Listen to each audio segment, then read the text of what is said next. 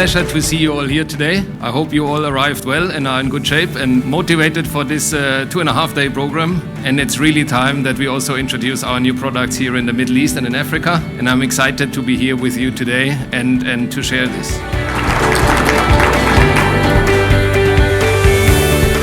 First of all, I want to say thanks to all of you. The people sitting inside this room here are the most important in our organization. You are the front line, you are the interface to our customers.